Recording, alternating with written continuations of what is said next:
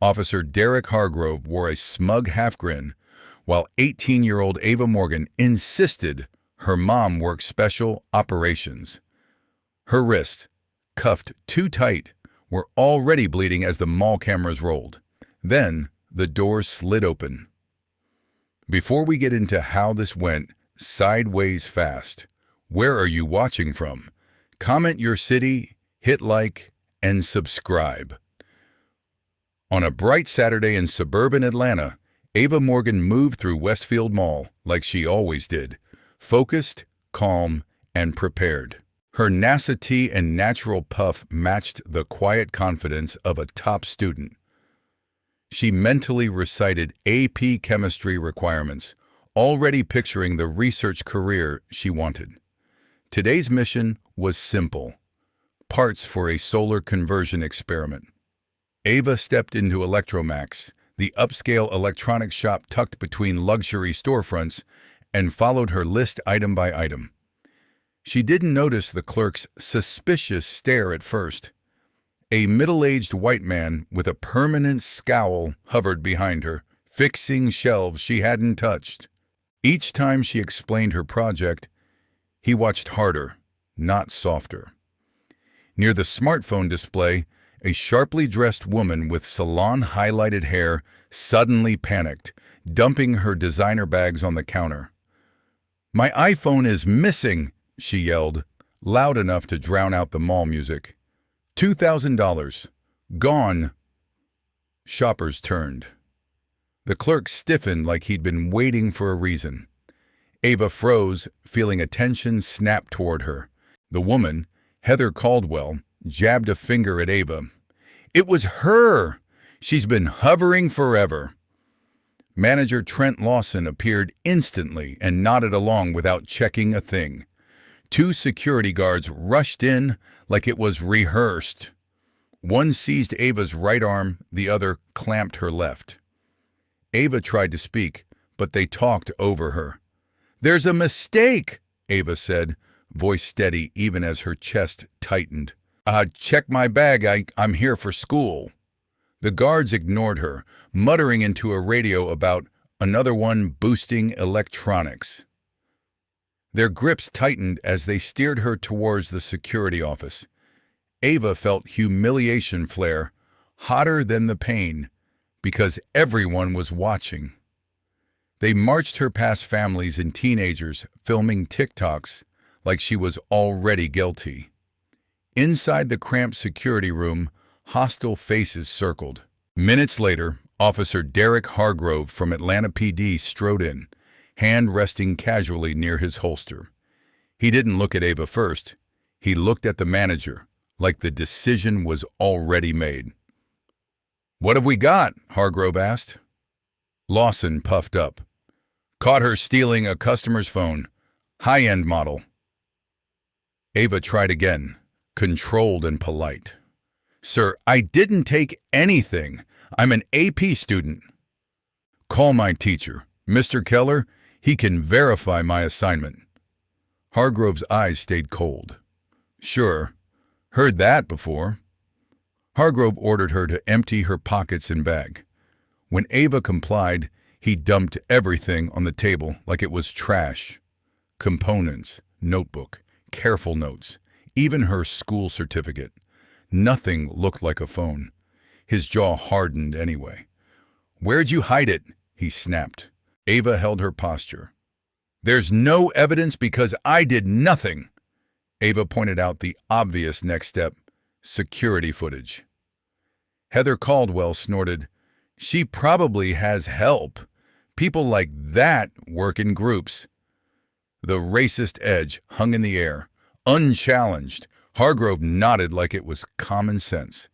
Then he pulled out handcuffs. "Until we sort this out, you're detained." Metal bit into Ava's wrists. The cuffs were cinched far too tight. Ava winced as the edges cut skin and drew beads of blood. "They're too tight," she said quietly. "They're cutting me," Hargrove pretended not to hear. Mall staff watched like this was entertainment. Ava inhaled slowly, remembering what her grandmother taught. Stay calm. Speak clearly. Give them nothing extra. I want to call my mother, Ava said.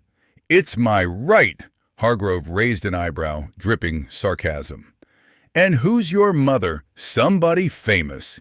Ava met his stare without flinching. Colonel Tessa Morgan, U.S. Army Special Forces. She's stationed at the Pentagon. The room erupted in laughter, led by Hargrove's mocking snort. Yeah, and my dad's the president, Hargrove sneered. His emphasis carried ugly undertones. Making up fairy tales won't help you. Ava didn't argue. She let his words stain the room. After a beat, he shrugged theatrically. Fine. Call her.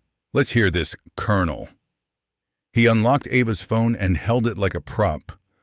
Ava recited the number with dignity, even as blood slicked her wrists. The call rang. Hargrove smirked, expecting a dead end. Ava didn't blink. She knew exactly who would answer. And how fast? Around her, the security guards leaned in, ready to laugh again. Ava stayed silent, letting the ringing fill the room like a countdown. At the Pentagon, Colonel Tessa Morgan sat upright in a secure briefing, eyes on satellite imagery and threat projections. 2 decades of service had taught her to compartmentalize chaos into clarity. Her phone vibrated, normally ignored. This time something felt wrong. She glanced down, saw Ava's name, and a sharp line of concern cut through her professional calm. Tessa excused herself with quiet authority. Generals nodded, recognizing that tone. In the hallway, she answered, voice instantly shifting from commander to mother. Ava, what's happening? On the other end, Ava kept control, but Tessa heard the strain under it. Background noise told her her daughter wasn't in class. A mother doesn't need extra evidence. I'm detained at Westfield Mall, Ava said, accused of stealing a phone. They cuffed me and won't check footage.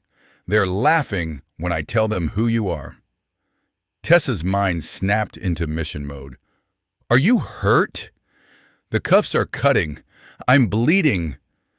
Ava added carefully, they're making assumptions about me. Rage rose in Tessa's chest. Controlled, weaponized, familiar. She'd carried the double burden her entire career, serving a country that didn't always serve her back. I'm coming, she said, clipped and certain. Stay calm, don't argue, say as little as possible. Ava exhaled, relieved but still trapped. Tessa ended the call already moving. She re-entered just long enough to hand off the briefing. Lieutenant Park will continue. Family emergency. No debate, no delay. In her office, she started making calls like she was building an extraction plan. Her hands were steady, but her eyes burned. This wasn't a drill. It was her daughter, brilliant, respectful, and bleeding in a mall security room. First call, her commander, General Adrian Cole. Sir, my daughter is being unlawfully detained at Westfield Mall. Possible racial profiling. I need emergency leave and support. Cole didn't hesitate. Go. Use whatever resources you need. Keep me updated. Tessa didn't thank him. She didn't have time. She moved to the next number immediately. She called Major Darren Price, JAG, a longtime friend. Meet me at Westfield. Bring what you need. Then Captain Sofia Ramirez, military police. Bring a medical kit. My daughter's cuffs are too tight. Tessa changed into civilian clothes, jeans, blouse, blazer, hiding her rank, but not her presence. Her anger stayed disciplined.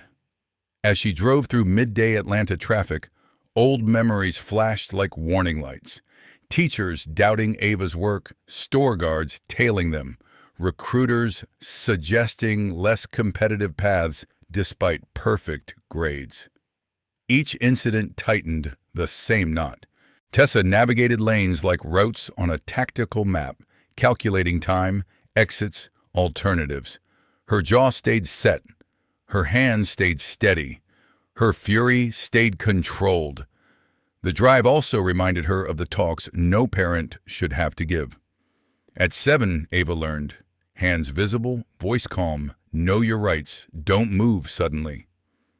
Ava had asked, innocent and confused, but if I didn't do anything wrong, why would they stop me? Tessa remembered how hard it was to answer without breaking her daughter's light. She'd found a way anyway. Sometimes fear makes people reckless. Your job is to stay safe until the mistake gets corrected. Now, the lesson was real. Tessa pulled into the Westfield parking lot and positioned her car for a quick exit, like she was staging an operation. She texted rendezvous points to her team, then breathed once, deep. She called Major Price again. I'm going in first. Give me 5 minutes. I want to see how they treat me when they think I'm just another black mother. She tucked her military ID into her pocket, not visible yet. Civilian outfit, tactical posture. She checked her reflection, then straightened. Years of command lived in her shoulders. Clothes couldn't erase that. Inside, glass doors slid open and the mall swallowed her into noise and light. Tessa scanned like she always did. Cameras, exits, choke points, security posts. Guards near the entrance stood up straighter without understanding why. She followed signs to the security office at an unhurried pace, controlled breathing masking the storm inside her. This time, the enemy wasn't foreign. It was prejudice. Her phone buzzed with confirmations. Ramirez en route, Price closing in. Tessa's anger sharpened into focus. She'd faced gunfire without flinching, but the thought of her daughter bleeding under someone else's authority hit differently. She centered herself like before a mission. Assess, act, protect, document. Then she reached the security office door. It was closed, unlocked. She opened it. The room fell silent. Ava sat cuffed to a chair, wrists red and wet. Officer Hargrove loomed, smug posture unchanged. Manager Lawson hovered. Heather Caldwell sat in a corner scrolling her phone like nothing mattered. 2 guards flanked the door. Tessa met Ava's eyes, a wordless check-in. Ava gave the smallest nod. I'm okay, for now. I'm Tessa Morgan, Ava's mother, Tessa said, voice carrying command without raising volume. Remove those cuffs. Now! Hargrove barely looked up. Ma'am, she's detained for theft. We'll deal with restraints when we're done. He spoke like he expected submission. Tessa didn't give it. She stepped closer, gaze steady, tone measured like a briefing. Your restraints are causing visible injury, she said. You have no evidence. You deny due process, and you're violating policy regarding minors. Hargrove's eyes narrowed. And how would you know our policy? Tessa didn't answer with words. She reached into her pocket and placed her military ID on the table, angled so everyone saw the rank immediately. Colonel Tessa Morgan, U.S. Army Special Forces, she said, stationed at the Pentagon. Remove the cuffs before this escalates beyond your control. The air changed. Lawson shifted, uneasy. Heather Caldwell suddenly became fascinated by her manicure. The guards exchanged glances, sensing the power shift. Hargrove, stubborn, tried to hold ground. A military badge doesn't change procedure, he snapped. What procedure is that? Tessa asked, voice turning steel. The one that cuffs a minor without evidence? The one that ignores security footage? The one that tightens restraints until skin breaks? She turned slightly toward Lawson. Your store policy requires verification before detention. Has footage been reviewed? Lawson stammered. We had an eyewitness. Tessa pivoted toward Heather. Will you swear under oath? Before Heather could answer, the door opened and Major Darren Price stepped in, uniform crisp, briefcase in hand. Colonel, he said, professional and calm. I contacted Chief Samuel Ortega. He requested an immediate update for Officer Hargrove. Hargrove's face paled. A beat later, Captain Sofia Ramirez entered with a medical kit, eyes already on Ava's wrists. Medical support is standing by, she said. Tessa nodded once, then refocused on Hargrove. Start over, she said. Remove the cuffs. Provide medical attention. Then we review footage. Hargrove hesitated. Price stepped forward, polite, but sharp. Perhaps you didn't hear me, officer. Chief Ortega is personally expecting your call. Shall I dial him for you? Hargrove's bravado cracked.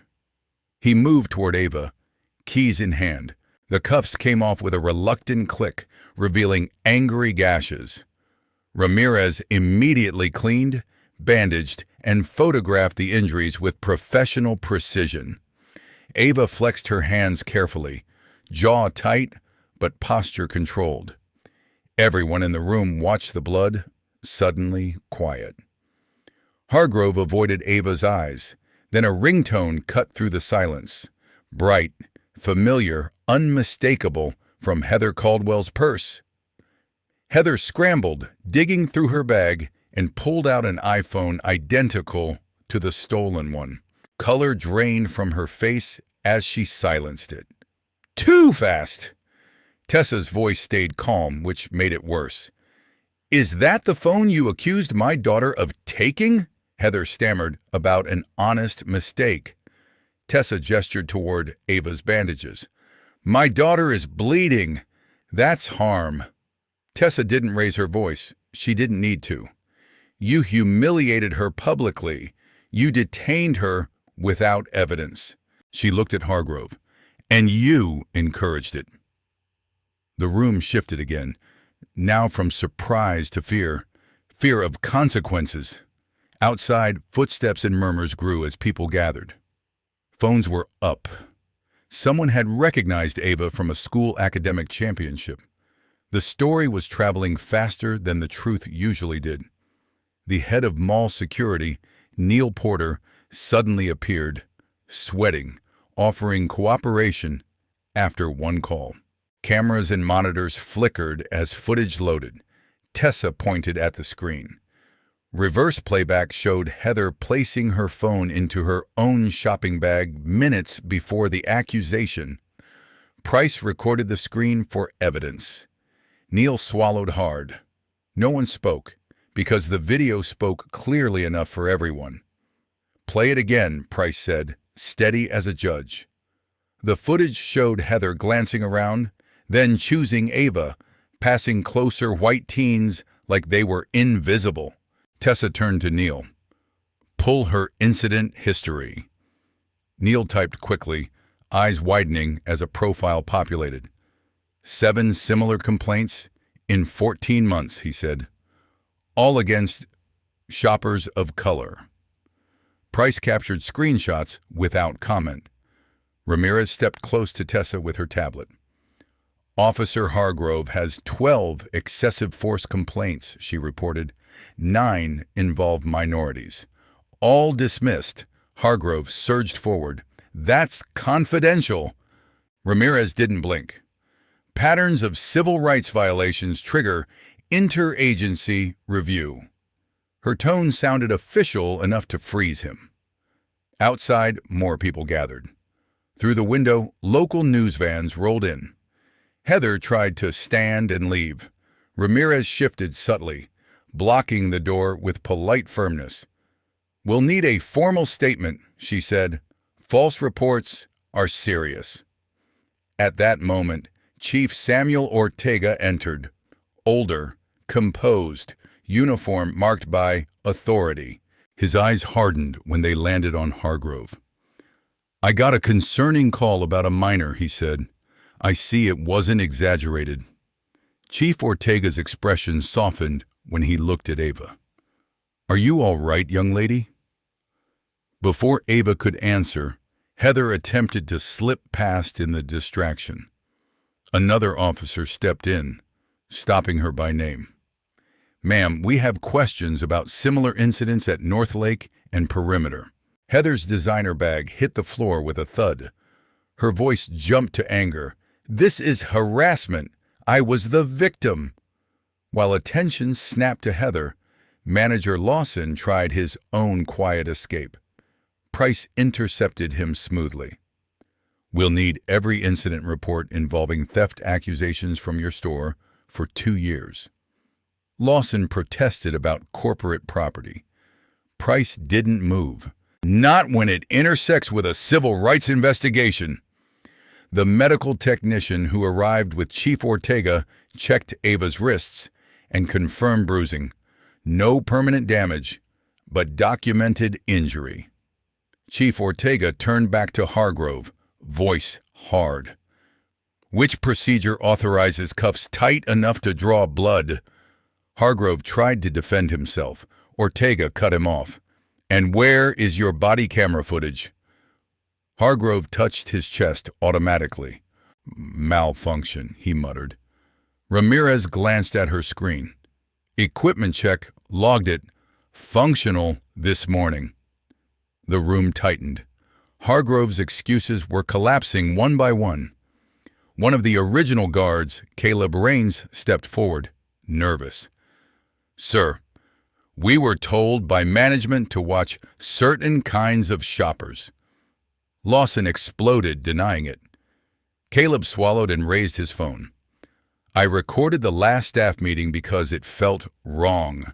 Ortega listened, frown deepening, then handed the audio to Price. The power dynamic fully flipped. The guards weren't muscle anymore. They were witnesses. A woman in an expensive suit entered, Dana Whitfield, counsel for Westfield Properties. She assessed the room in seconds, then faced Tessa. "We apologize. We'd like to offer an immediate settlement to avoid litigation."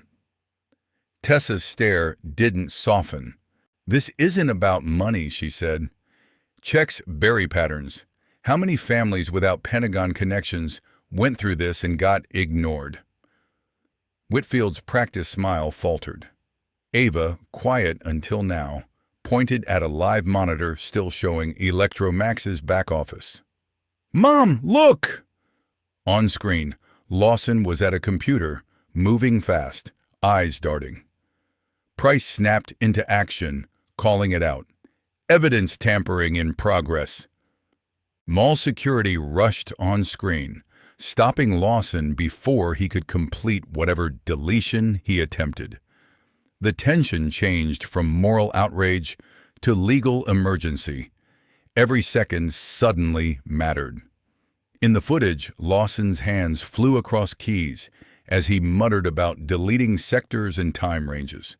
Price typed rapidly on his phone. "Preservation order requested.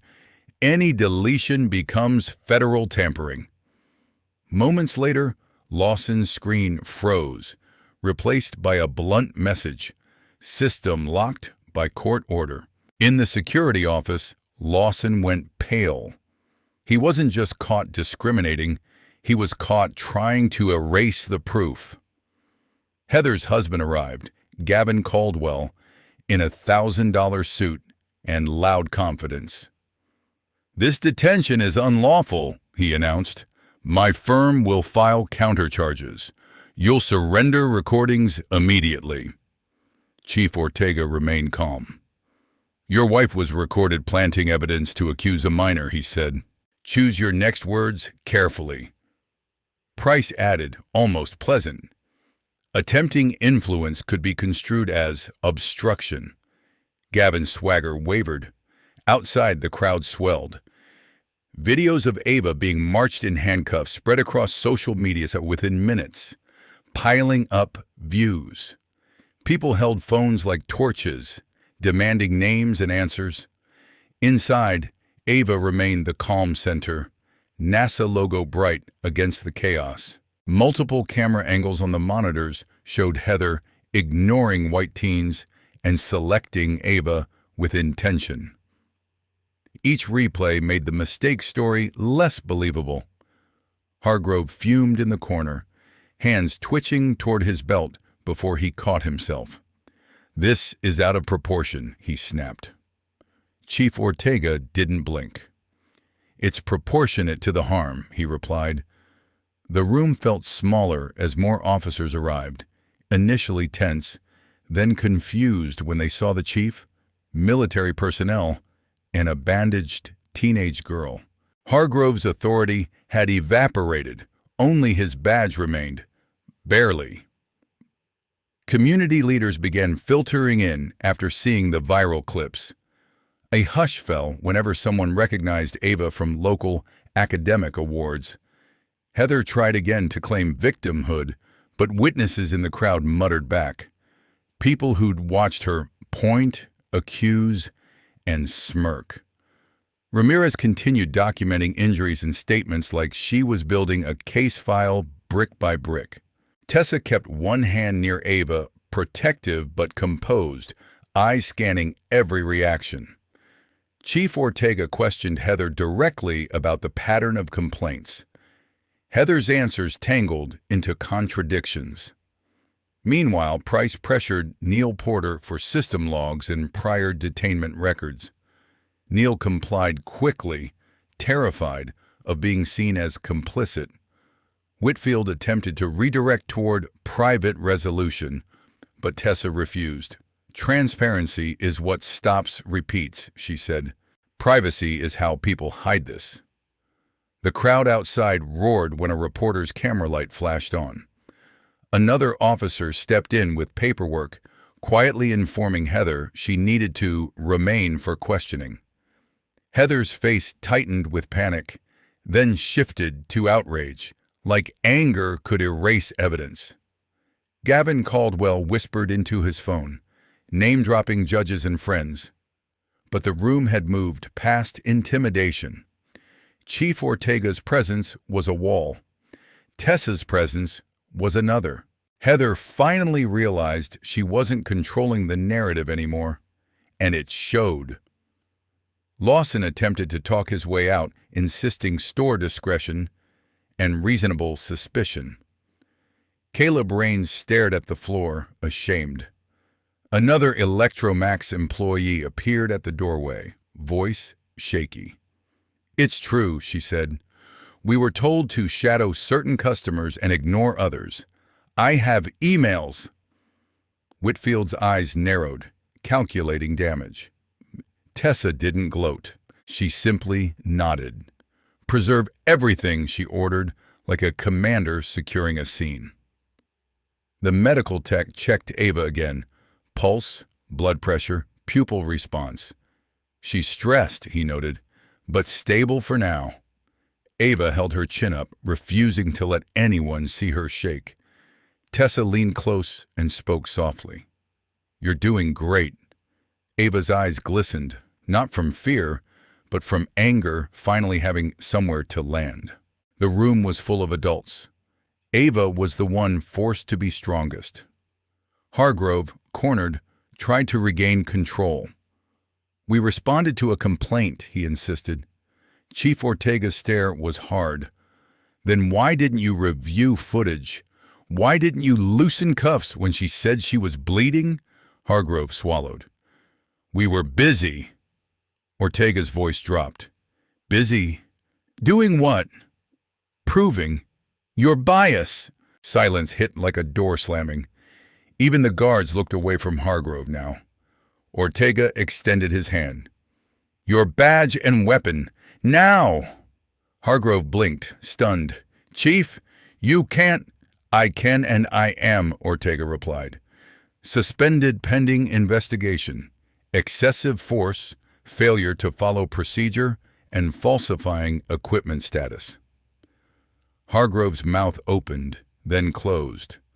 Slowly, like surrendering a limb, he handed over his badge, then his firearm. The click of metal was louder than any shout. The mall owner, Malcolm Benton, arrived with a tight face and a public relations smile that didn't fit the room. "What's going on? There are news vans outside."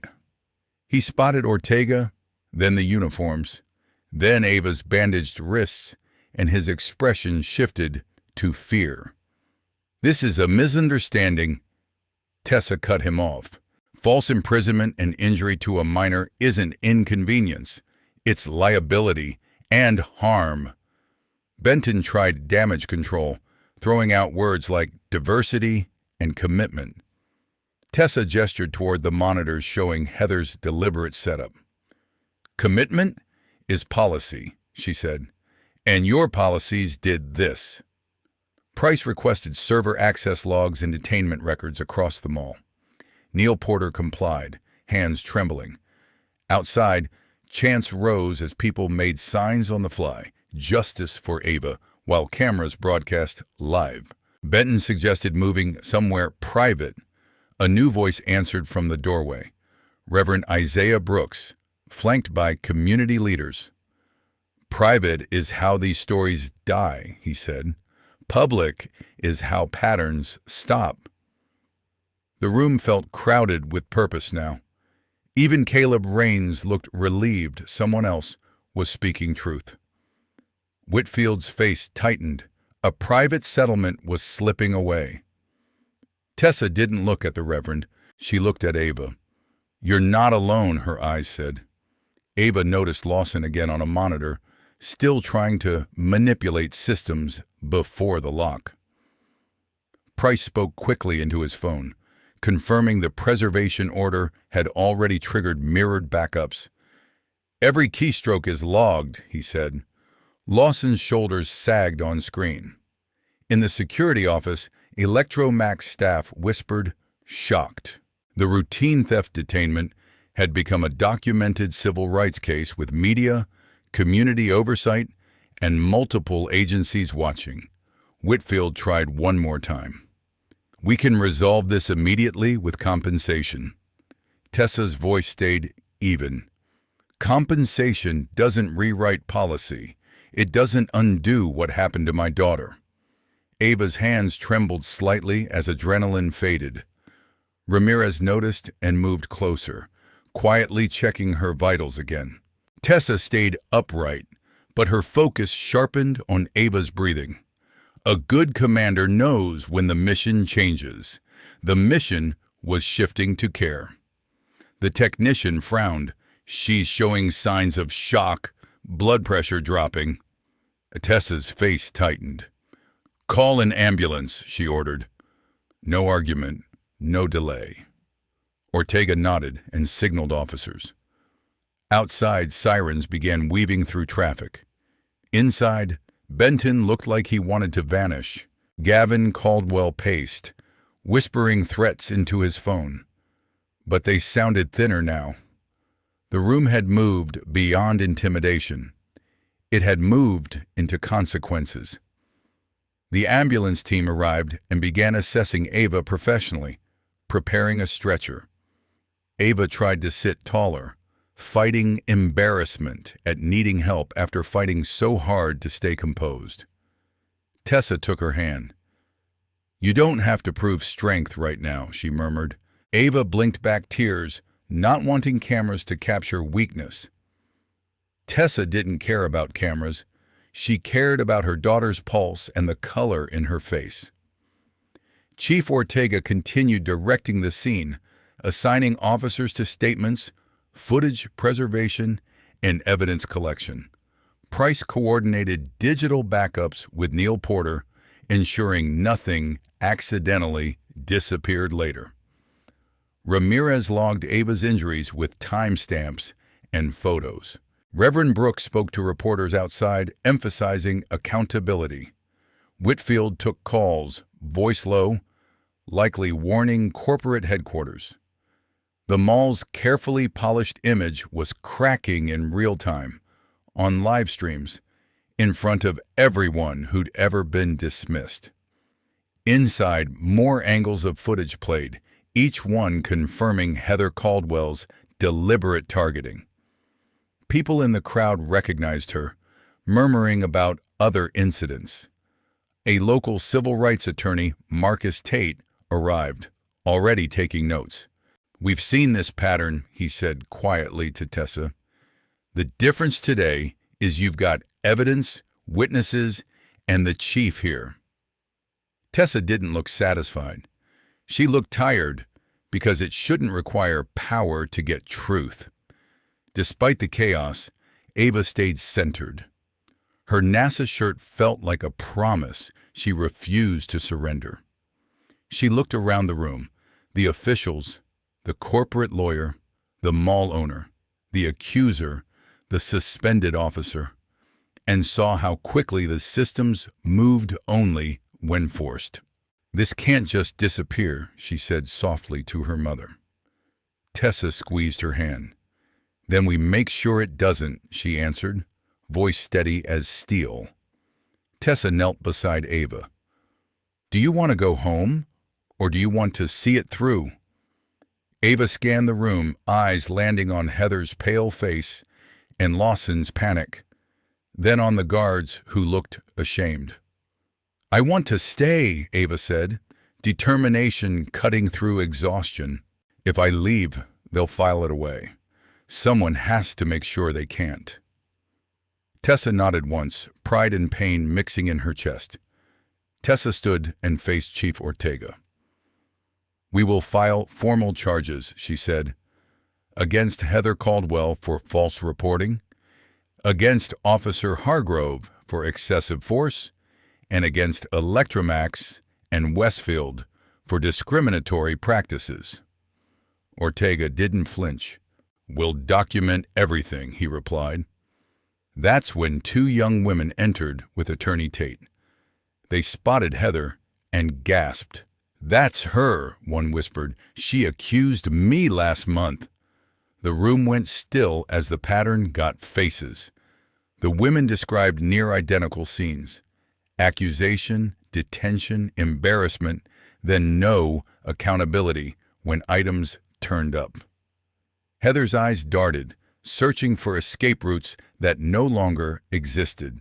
Gavin Caldwell's confidence collapsed into frantic whispers. Whitfield's phone kept buzzing.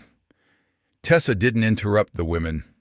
She let them speak, because this wasn't just Ava's story anymore. It was a system, finally forced into daylight. Hargrove, stripped of authority, tried to salvage pride by calling for backup earlier. Now those extra units stood awkwardly, unsure where to look. Ortega pulled them aside, issuing clear instructions. Preserve footage, separate witnesses, escort suspects, keep the crowd safe. The officers complied, tension draining when leadership was competent. Meanwhile, Price secured copies of the recorded staff meeting and the customer complaint history. The case file was growing teeth. Lawson attempted a new angle, claiming loss prevention best practices. Caleb Raines shook his head, voice cracking. "We were told to watch urban kids who didn't look like they belonged," he admitted. Another employee confirmed the directive and offered to forward emails. Benton's PR smile died completely. Reverend Brooks watched with grim satisfaction. Outside, supporters chanted louder, holding signs as reporters narrated the unfolding admissions. The story was no longer rumor. It was testimony. The ambulance team prepared to transport Ava. The medic advised observation due to shock symptoms. Tessa's face hardened with resolve. "I'm going with her," she said. She looked to Price. "Keep documenting statements and preserving evidence." Then to Ramirez. "Coordinate with Chief Ortega for records." Ortega nodded. "We'll handle the scene," he promised. Ava reached for Tessa's hand again, grip small but fierce. She wasn't done, but her body needed help. As Ava was moved toward the stretcher, Benton tried one last plea for quiet resolution. Tessa didn't even turn fully. Quiet is what allowed this, she said. Loud is what stops it. Whitfield looked like she wanted to argue, but cameras and witnesses boxed her in. Heather sat rigid, face ashen, realizing mistake wouldn't cover 7 complaints and a clear video. Price's phone buzzed with confirmation. Backups secure, logs preserved, chain of custody started. On the monitors, Lawson's earlier deletion attempt replayed alongside the court-ordered lock notice, proof of intent.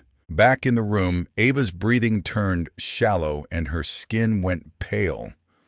The medic confirmed what Tessa already knew. Shock was setting in. "Ambulance, now," Tessa repeated, voice unshakable. She chose her daughter over the spectacle because justice means nothing if it costs the person you're protecting. The stretcher rolled out, escorted by officers clearing a path through the crowd. People stepped aside, faces softening when they saw Ava's bandaged wrist. Some shouted support, some cried, some filmed. Tessa walked beside her, one hand on the rail, eyes scanning like a shield. Ava looked up at her mother. "I'm sorry," she whispered, like she'd done something wrong. Tessa shook her head. "You did everything right." Outside, sirens and news microphones overlapped. Reverend Brooks spoke to the cameras about accountability. Attorney Tate promised civil action alongside criminal charges.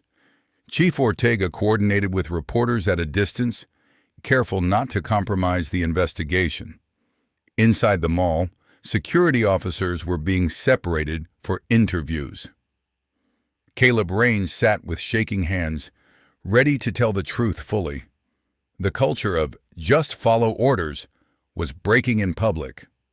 That mattered. Gavin Caldwell tried again to pull strings, boasting about a judge friend. Ortega responded with calm warning. "Interfering with an active investigation is a crime," Price added, "and your calls are being noted." Gavin finally went quiet. Heather stared at the floor, trapped by her own pattern. Whitfield's phone call tone grew urgent, corporate crisis mode. Benton looked like he'd aged 10 years in an hour. The mall's polished image couldn't survive this kind of daylight. Tessa paused near the ambulance doors, still tracking the scene with disciplined focus. "This isn't ending in a backroom settlement," she said to Price. "Not today." Ava listened, eyes heavy, but determined. "Make sure they don't erase it," she murmured. Price nodded. Ramirez confirmed the medical documentation was uploaded and time-stamped. Ortega assured them officers were collecting witness videos from shoppers, not confiscating, preserving. For once, the system was being forced to do its job. The crowd outside grew into a full-on protest. Signs, chants, live streams, local leaders arriving in waves. Some bystanders complained about disruption. Others joined in, furious and energized. The split reaction exposed deeper tension in the community, the kind usually whispered about, not broadcast. Today, it was broadcast. Inside, officers maintained a perimeter to prevent escalation. The situation was volatile, but controlled, because people were finally being listened to instead of dismissed. In the security office, Ortega delivered the final blow to Hargrove's pride. "You attempted to arrest a civilian for challenging your misconduct," he said. "That's unacceptable." Hargrove's face twisted with anger and disbelief. He'd expected fear. He got accountability. Ramirez documented his earlier movements toward his weapon, noted by multiple witnesses. Whitfield watched it all, expression tight, realizing the civil exposure was multiplying by the minute. This wasn't one mistake. It was a pattern, proven! As the ambulance loaded Ava, reporters shouted questions. Tessa didn't answer. She climbed in beside her daughter, clasping Ava's hand. Ava stared at the ceiling, exhausted and furious all at once. "I hate that you had to come like this," Ava whispered. Tessa's voice softened. "I hate that you had to call," she replied. "But you did the right thing. You spoke up, and now they can't pretend it didn't happen." The doors closed with a decisive thump. Chief Ortega remained behind, directing next steps. Heather detained for formal questioning, incident history subpoenaed, store communications preserved, staff interviews scheduled. Price coordinated with corporate IT and mall servers to preserve logs. Whitfield requested a private conversation again. Ortega declined. "Transparency protects the public," he said. Outside, Reverend Brooks stayed with community members, keeping the protest focused and safe. The story had become bigger than one teen. It was about what happens when a system gets caught on camera. Back in the office, Hargrove stood stripped of a weapon and badge, isolated by his own choices. His earlier smirk looked like a bad memory now. The guards who dragged Ava in wouldn't meet anyone's eyes. Lawson's face stayed chalky, trapped between denial and evidence.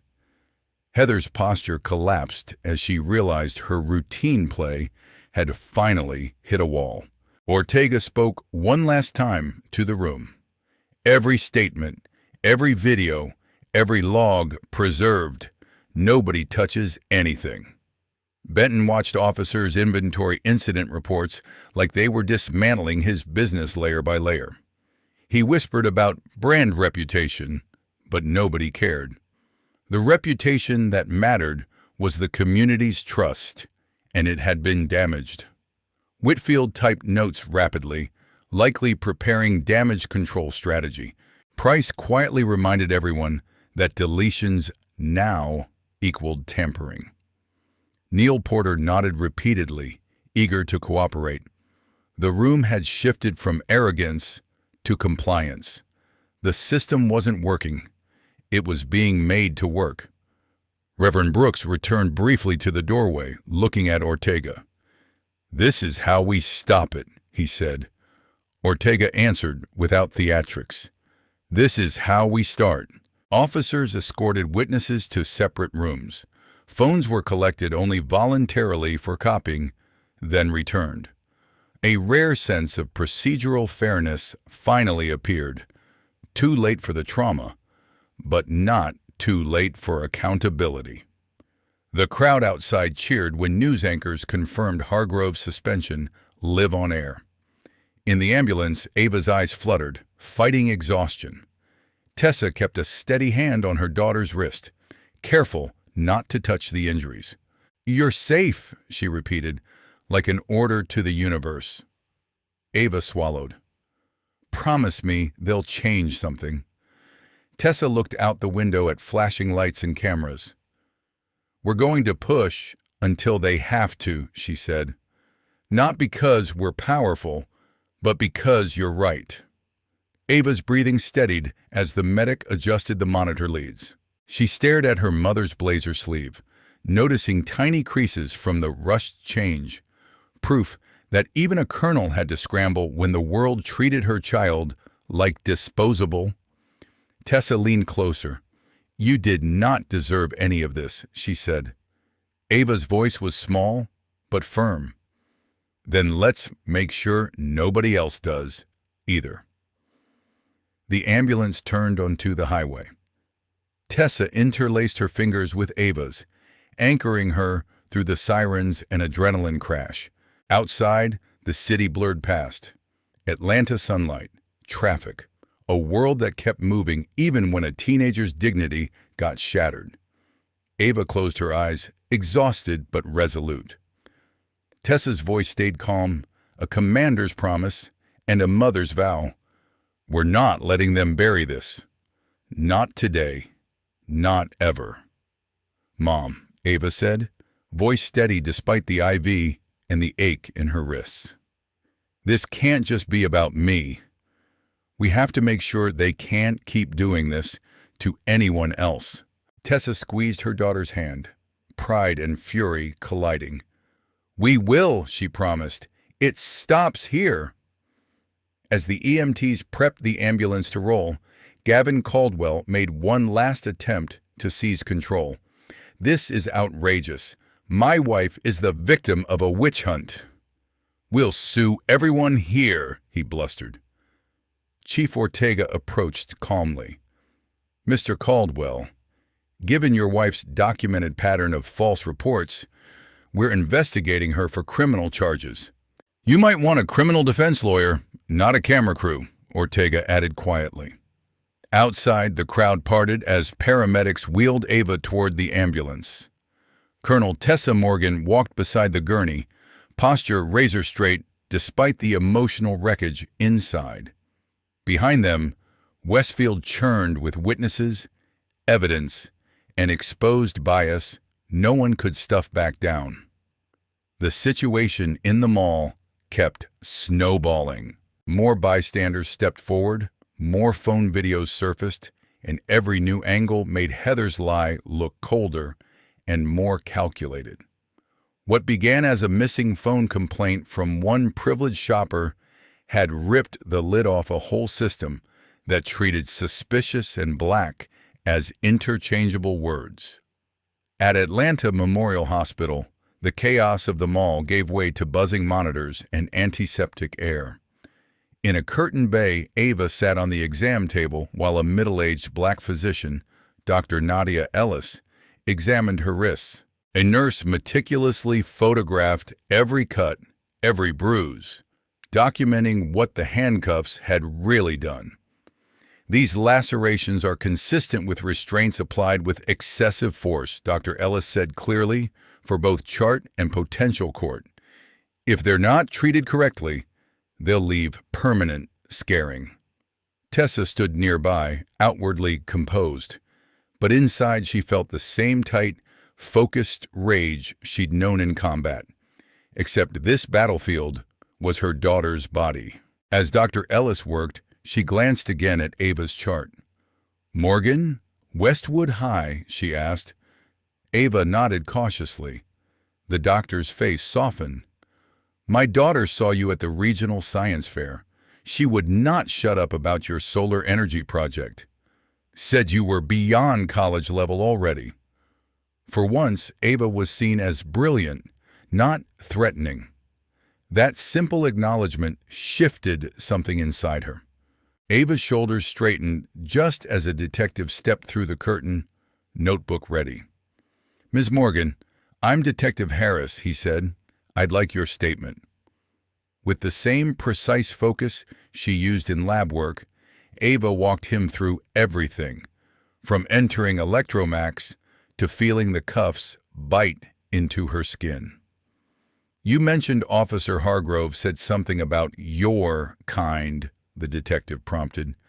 "Can you remember his exact words?" Ava repeated them verbatim, including the smug emphasis and the way he'd spat, "people like you," the racism thinly disguised as professional skepticism. As she spoke, a hospital administrator hovered at the doorway, clearly waiting for Tessa. "Colonel Morgan, there's an issue," the administrator said. "Reporters are packing the lobby, and Officer Hargrove's union representative is demanding a conversation." Tessa exchanged a look with Detective Harris, then turned back to Ava. "Like, give us a minute," she told them.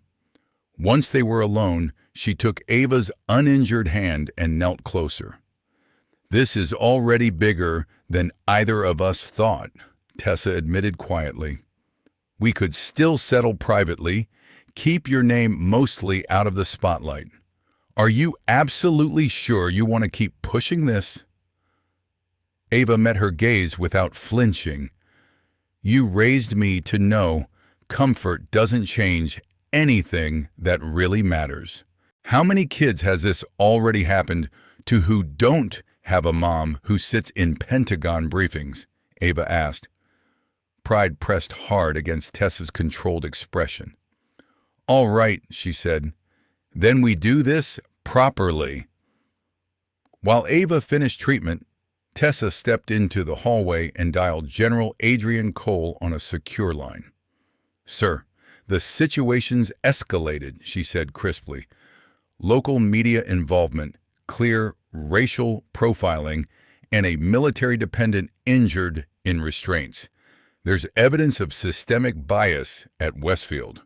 She summarized Hargrove's suspension, Heather's history, and the mall's practices. Cole didn't hesitate. "This crosses into civil rights territory. You have backing from our legal and investigative teams." That classification transformed everything. Ava's ordeal was no longer just a local scandal. It was now a federal-level concern involving a service member's child. When Tessa returned to the room, Captain Sofia Ramirez was waiting with her tablet. "Colonel, we dug deeper into Hargrove. This is not his first problem with military families. Last year, there was an excessive force complaint from a Marine's son," Ramirez said. "It disappeared, record sealed. We're requesting access through military channels." At the same time, Chief Ortega initiated a department-wide review of every complaint attached to Hargrove's name, uncovering a pattern that had been buried under paperwork and union protection for years. The police union quickly fired back, issuing statements insisting Hargrove was a decorated veteran officer being smeared by outside agitators and sensational media. Back at Westfield, owner Malcolm Benton, suddenly aware of the financial danger, fired manager Trent Lawson after watching multi-store footage that showed the same racially skewed loss prevention tactics repeated.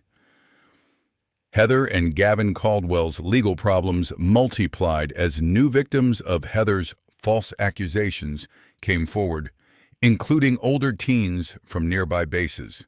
Electromax's corporate headquarters released a polished statement blaming local misjudgments and promising a nationwide security policy review. It sounded sincere on paper, but everyone knew they were racing to outrun a hashtag. Online torture justice for Ava exploded. Veterans, teachers, celebrities, and regular students boosted the story every hour. Outside Westfield, Ava's classmates organized a protest that ballooned into hundreds of people with homemade signs. Cameras captured everything: the chants, the tears, the anger, and the fierce determination on young faces tired of being treated like suspects first. When Ava was finally discharged that evening, her wrists wrapped in stark white bandages, she expected to go straight home. Instead, she found her AP chemistry teacher waiting in the lobby. Mr. Keller held a cardboard box. "Your classmates sent me," he said. "They gathered all the parts and prepped your project equipment. They said you should focus on healing while they handle the setup," he added with a small, proud smile. For the first time all day, Ava felt tears rise that weren't from pain or humiliation. Sometimes it isn't speeches or headlines that keep you going. It's a box of resistors and friends who refuse to disappear. The next morning, while Ava lay on the couch with textbooks nearby, Tessa took a call from Camille Roberts, a nationally known civil rights attorney. Roberts offered to represent Ava pro bono. "This case could set real precedent for how minors are detained and profiled in stores," she said, "and your daughter's composure is remarkable." Tessa admitted she'd considered taking a quiet settlement to protect Ava's privacy. Roberts didn't sugarcoat things. "Colonel, your daughter already understands what many adults don't," she said. "Big checks without structural change just pay for silence and clear the runway for the next victim." Later, at breakfast, Tessa repeated that conversation to Ava. Ava didn't hesitate. "She's right," she said. fingers brushing the gauze on her wrists. "If we take hush money, Heather will just pick another kid." Hargrove eventually gets his badge back. The mall just learns better hiding places for the same bias. Remember that quote in your office about good trouble? Tessa smiled sadly, recognizing John Lewis's words. "Good trouble, necessary trouble," she echoed. "Walking that path won't be easy. People will question your motives, twist your story, say you're overreacting." Ava nodded. "I know. But I also know who I am. That's more important to me than what strangers assume." Not long after, military investigators uncovered group chats linking Hargrove to several extremist circles, where he joked about cleaning up certain neighborhoods and mocked service members of color. That discovery shifted Ava's case yet again, suddenly pulling in domestic security units and stretching it far past ordinary misconduct or a simple bias training recommendation.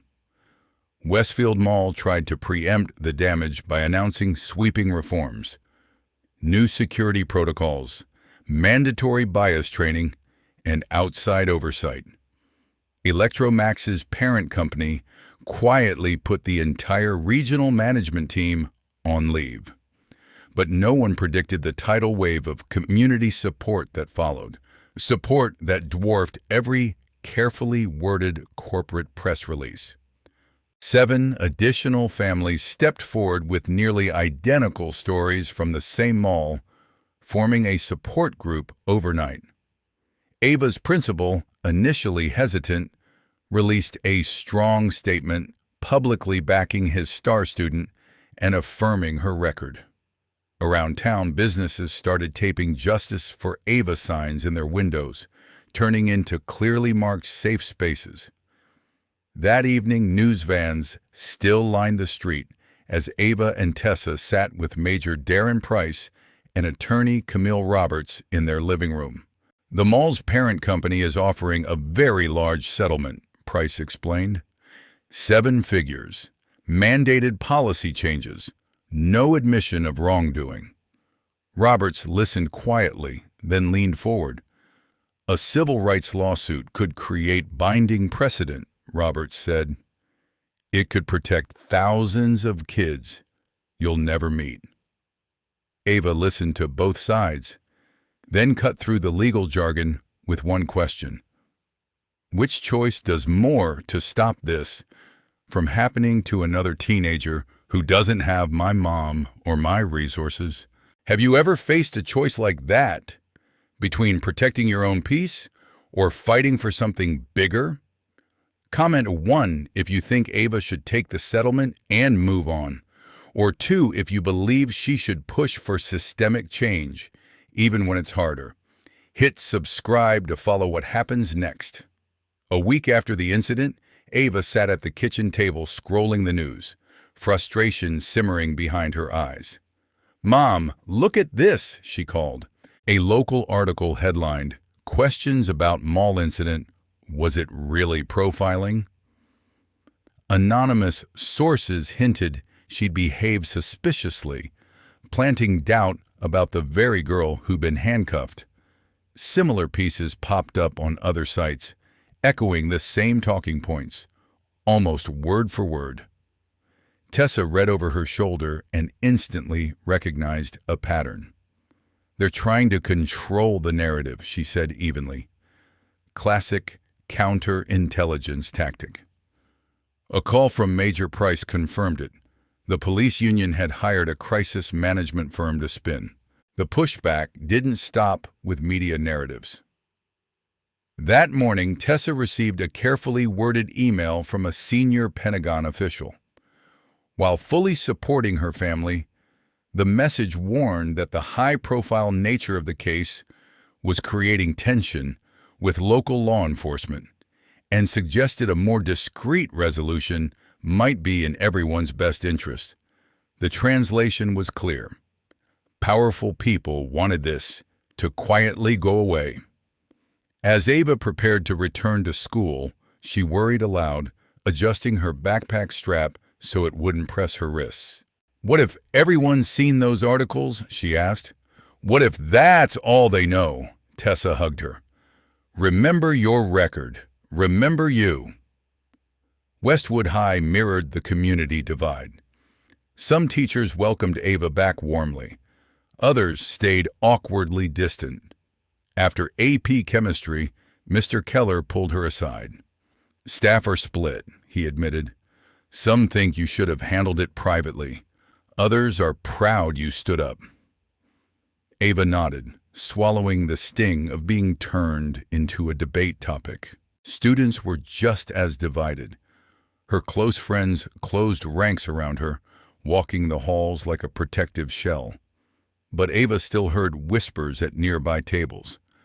"My dad says her mom is just chasing attention," one girl muttered.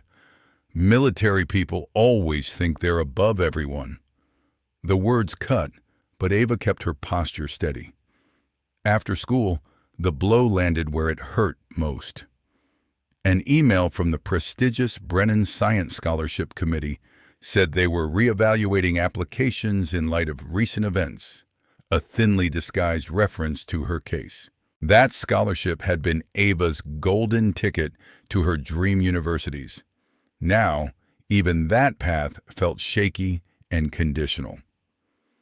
That evening, an unmarked envelope appeared on their doorstep. Inside were printed screenshots of racist online comments and veiled threats aimed at Ava and Tessa. Tessa immediately contacted security specialists from her unit. Within hours, military personnel arrived to assess the house, reinforce cameras, and quietly establish a protection plan around their home. "This is textbook intimidation," Captain Ramirez explained as she helped install additional equipment. "They want you tired, scared, and willing to make this all disappear." Meanwhile, Tessa's own career felt the strain. A scheduled promotion review was suddenly postponed. In private, General Cole remained supportive, but his official messages grew carefully neutral and political. "The landscape is complicated," he said on a secure call. "Some influential people frame this as anti-police instead of anti-discrimination." Within days, local news aired a sympathetic feature on the toll of false accusations against officers, spotlighting Hargrove's family and describing his 20 years of service, conveniently skipping his stack of buried complaints. Heather also took her turn in front of cameras, delivering a teary interview about an honest misunderstanding that had ruined her life. She painted herself as the real victim of a social media mob. Around the same time, Westfield's lawyers sent an amended settlement offer. More money, plus a sweeping non-disclosure agreement to muzzle Ava and Tessa. That same week, someone tried to corrupt the original Electromax footage, damaging segments that showed Heather planting her phone and singling out Ava. Luckily, Ramirez had already pushed multiple copies through military channels. Their backups were clean, time-stamped, and secure, turning the attempted cover-up into yet another piece of damning evidence against the system. The most personal blow came when Ava's scholarship application was officially deferred pending character review. The timing made the connection obvious, yet amidst the pressure, unexpected allies appeared.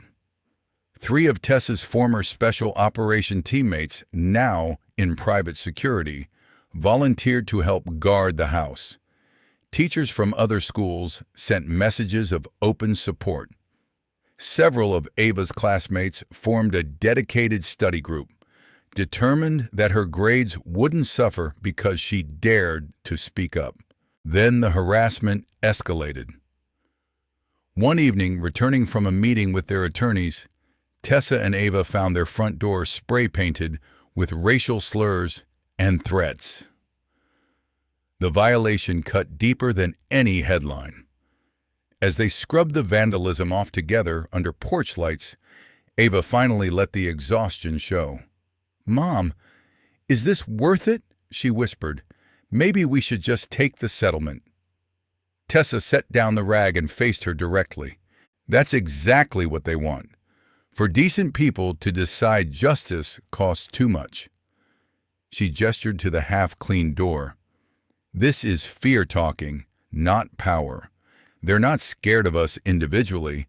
They're scared of what happens when people like us refuse to be quiet." After a long moment, Ava nodded. "Like your other quote," she said softly. "The one about evil winning when good people do nothing." Tessa smiled with fierce pride. "Exactly. But this has to be your choice," she said. "If you want to accept the settlement and walk away, I'll back you completely. Your safety comes first." Ava looked at her healing wrists, then at the hateful words still faintly visible. Instead of answering, she went to her room. She returned carrying her laptop and opened a document. Rows of dated entries filled the screen. "I've been keeping this for years," Ava explained. "Every time I experienced or watched something like this, teachers doubting me, guards following us, store clerks hovering, I wrote it down. If we stop now, all of this stays hidden too." The determination in her eyes matched Tessa's. That night, they made their decision together. They wouldn't be bought, they wouldn't be quiet. Whatever the cost, they would see the case through. They emailed Roberts and Major Price, confirming no settlement with silence attached. The next morning, they woke to an unexpected show of force. A line of veterans from different branches stood outside their house, already scrubbing away the last traces of vandalism. A retired Marine sergeant stepped forward. "Colonel, word got around," he said. "We figured you and your girl could use some backup." Similar gestures spread through the community.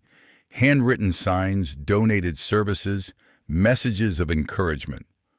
Law students volunteered to help organize evidence. 3 former targets of Heather Caldwell's fake accusations formed a small support group, offering formal statements and solidarity. Tessa stood in her home office surrounded by affidavits from veterans who'd been profiled in uniform. On her screen, a secure chat linked military contacts watching extremist reactions to the case. The doorbell rang. Retired Master Sergeant Harold King, who'd served with Tessa in 3 combat zones and now led a veterans advocacy network, stepped inside. "The network's activated," he reported. "We've got veterans in 17 states logging similar incidents. 4 former JAG attorneys just volunteered. Some intel folks are quietly feeding context, off the books."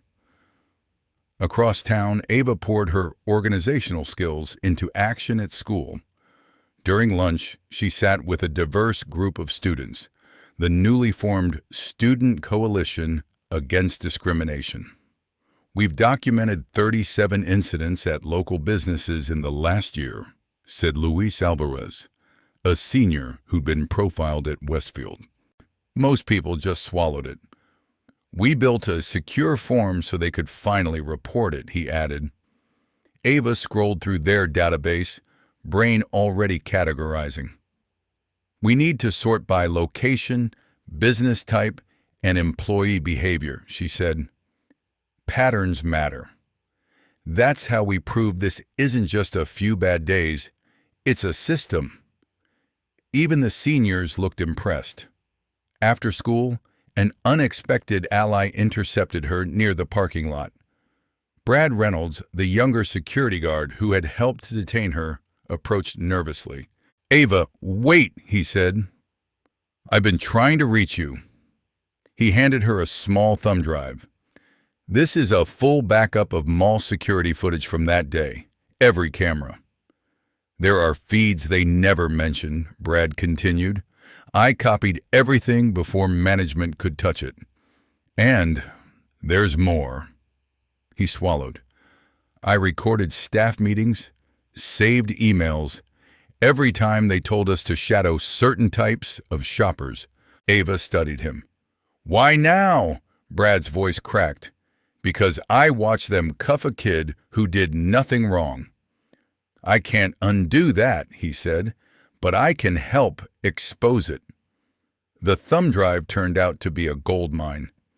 When Tessa passed it to Major Price, his eyes widened.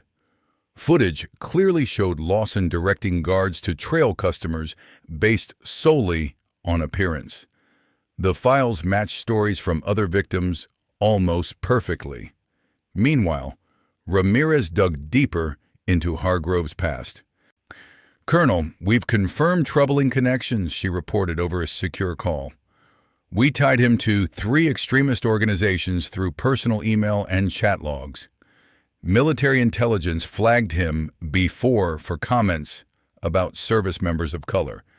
This isn't just a bad cop, it's a potential security threat. That shifted the investigation again, opening channels far beyond standard internal affairs procedures. The alliance kept growing. Electromax employees quietly forwarded internal memos describing unofficial instructions about suspicious shoppers. A corporate whistleblower revealed similar directives at multiple locations, contradicting headquarters claims that this was an isolated store problem rather than a baked-in business model. National civil rights organizations reached out, offering media training to Ava and Tessa so hostile interviews wouldn't catch them off balance. They connected them with families in other states who'd lived the same script: false suspicion, humiliating detention, no accountability. A loose network of people scarred by profiling slowly came together, sharing strategies instead of shame.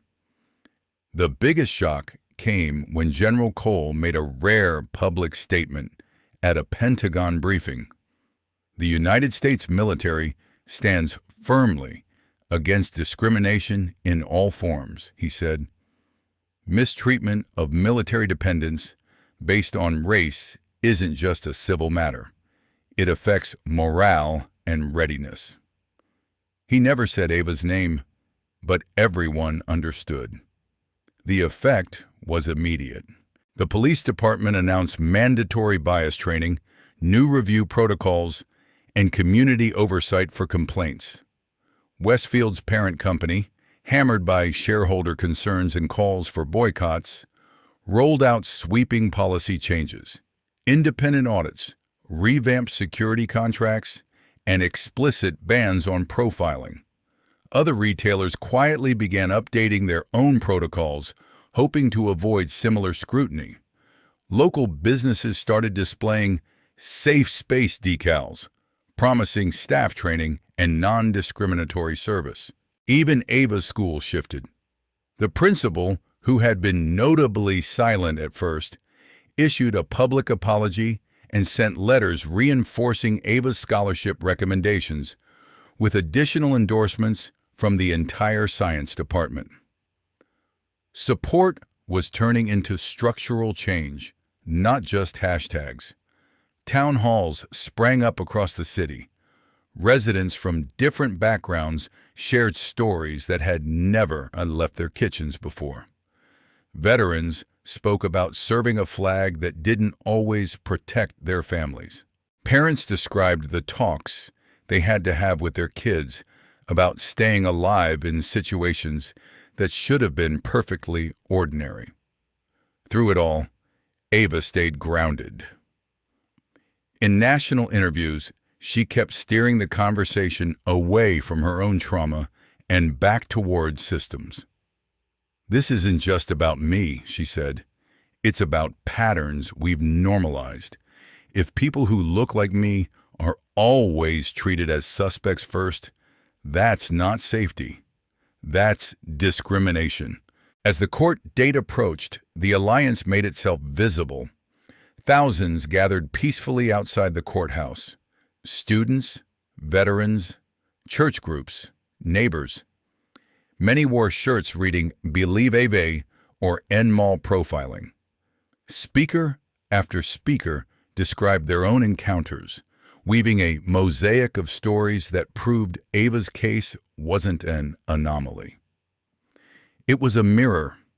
Heather and Officer Hargrove arrived to a wall of signs and cameras, looking smaller than they ever had. For maybe the first time, they realized they weren't the quiet majority. They were the ones being scrutinized. Inside, the courtroom was packed. Judge Elaine Peterson, silver-haired and no-nonsense, surveyed the room with practiced authority. "This court will maintain order regardless of the attention surrounding this case," she said firmly. The proceedings began with technical testimony. Experts authenticated the untouched security footage, showing Heather placing her phone in her bag, then theatrically discovering it missing. Attempts by the defense to suggest manipulation fell apart under timestamps and digital audit trails. Medical staff testified next, explaining Ava's wrist injuries. Dr. Ellis described the lacerations as inconsistent with routine restraint and consistent with punitive pressure. Photos of angry red marks filled the courtroom screens.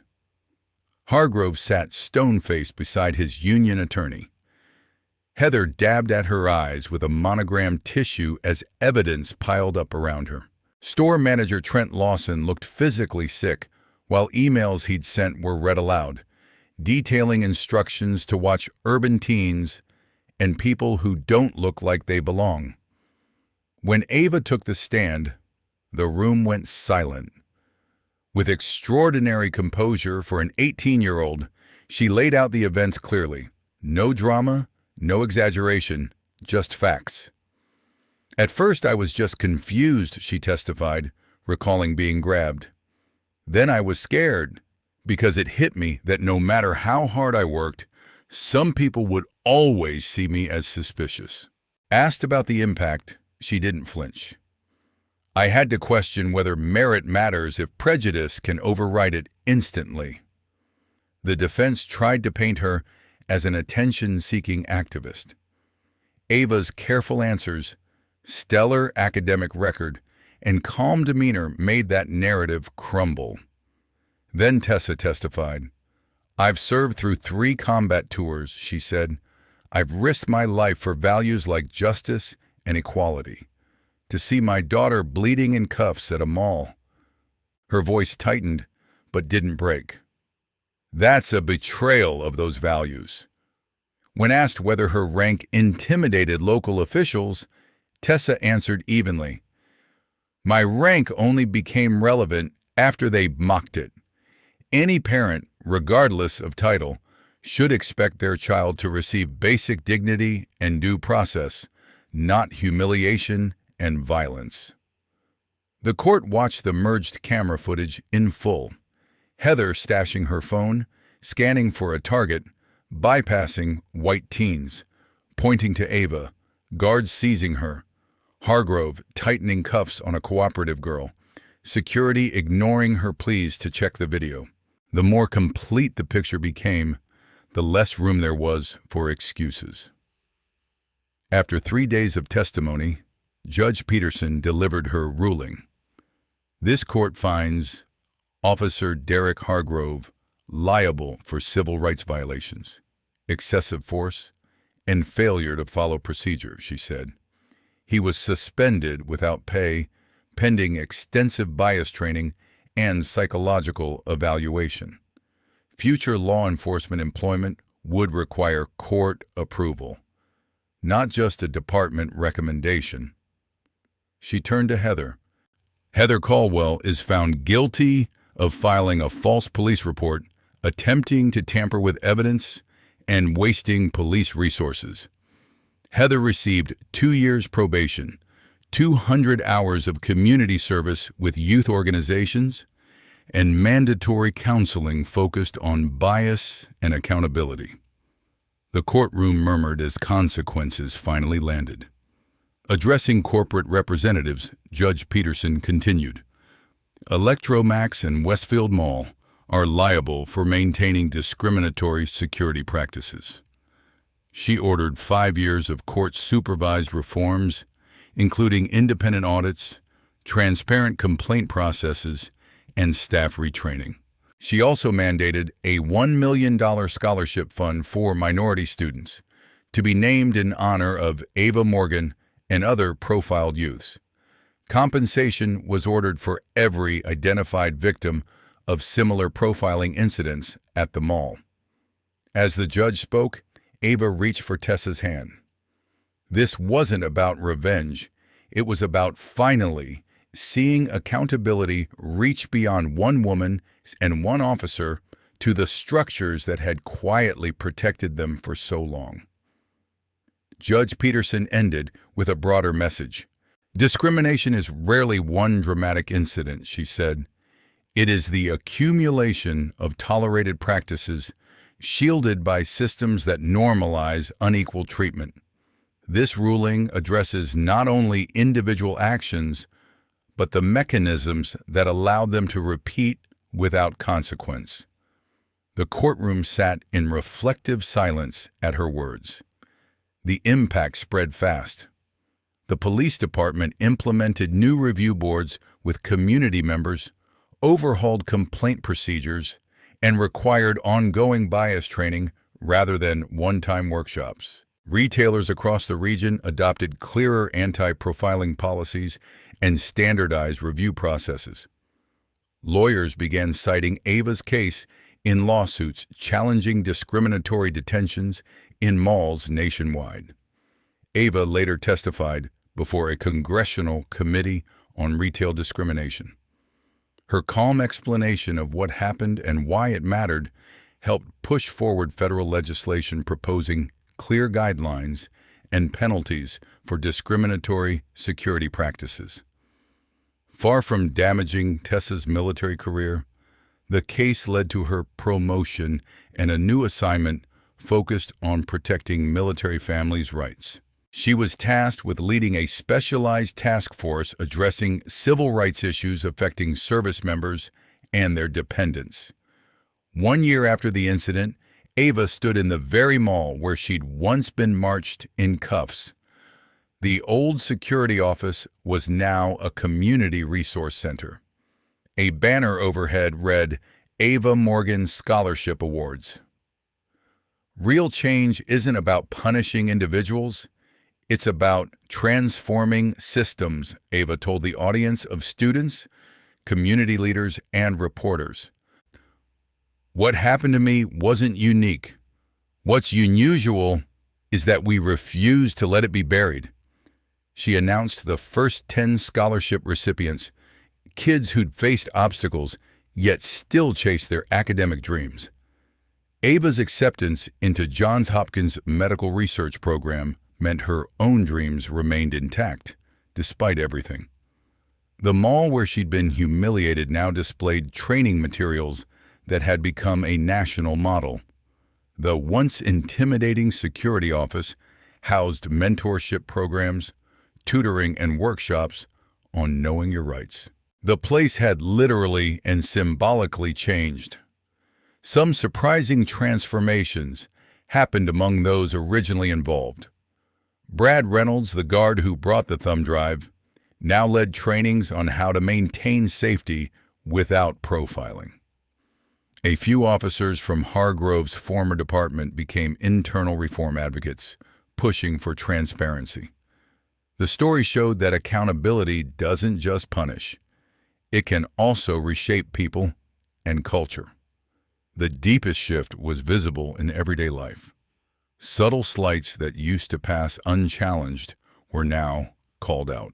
Young people of all backgrounds moved through stores with a little more confidence that if something went wrong, people would ask questions instead of looking away. Ava's case hadn't fixed everything, but it had raised the standard. Watching her daughter speak at the ceremony, Tessa thought back to that first phone call from the mall. A single moment of injustice had sparked veteran networks, legal teams, student coalitions, and policy reform. The journey had been brutal, but necessary. This fight, she realized, had never been just for Ava. It was for everyone coming after. What would you have done in Ava's position? Would you have taken the money and tried to forget, or stood up for something bigger knowing the backlash would come? Drop a comment sharing a time you saw or experienced discrimination and how you responded, or how you wish you had responded instead. If this story pushed you to recognize unfair treatment in your own school, workplace, or neighborhood, hit like so more people see it. Subscribe for more real stories that challenge us to build a fairer world. Share this video with someone who needs to be reminded that one voice can spark a much larger change. Thank you for listening to this story of courage, dignity, and relentless persistence. Ava and Colonel Tessa Morgan showed that justice isn't automatic. It's something people have to insist on, again and again. Discrimination survives in silence. It crumbles when exposed, challenged, and refused. Their good trouble became the beginning of something bigger. This case reminds us that the systems around us don't transform on their own. They change when people who've been told to stay quiet instead speak up, document everything, build alliances, and demand accountability. Real justice is more than punishing bad actors. It's dismantling the structures that allowed them to act with impunity. So think about it. When have you had to choose between staying comfortable and standing up for what's right? Did you speak out, or did fear win that day? There's no shame in being honest about it, but there is power in deciding what you'll do next time. Your future choices still matter. If you've ever watched discrimination unfold and felt powerless, remember Ava. She was just a teenager who refused to accept being treated like a suspect for existing. Her courage sparked investigations, policies, scholarships, and conversations far beyond her city. One person can't fix everything, but one person can start a chain reaction. Tap that like button if you believe people should be judged by their character and actions instead of their appearance. Subscribe if you want more stories that don't just entertain, but challenge, provoke, and inspire. And most importantly, share this with someone who needs encouragement to stand up when something feels deeply wrong. Because at the end of the day, justice doesn't happen by accident. It happens when ordinary people decide that staying silent is no longer an option, that necessary trouble is worth the cost, and that systems only change when we insist they must. Thanks for being part of this conversation and this ongoing fight for fairness. Remember, you don't have to be a colonel, a lawyer, or a viral hashtag to matter. You just have to be willing to notice, to care, and to act when you see someone treated as less than.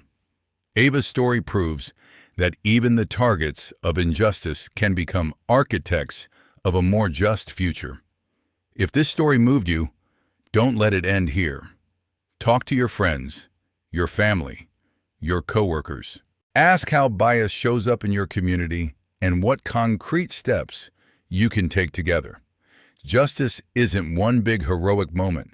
It's a series of choices we make every single day together. Thank you for staying with this story from that first humiliating accusation to the final hard-won reforms. If you're ready to keep learning, listening, and pushing for better, make sure you're subscribed. And remember, necessary trouble doesn't mean reckless chaos. It means intentional, courageous action aimed at building something fairer than what existed before. So what will your necessary trouble look like? Will it be speaking up when a coworker is stereotyped, intervening when someone's harassed at a store, or supporting policies that protect vulnerable people?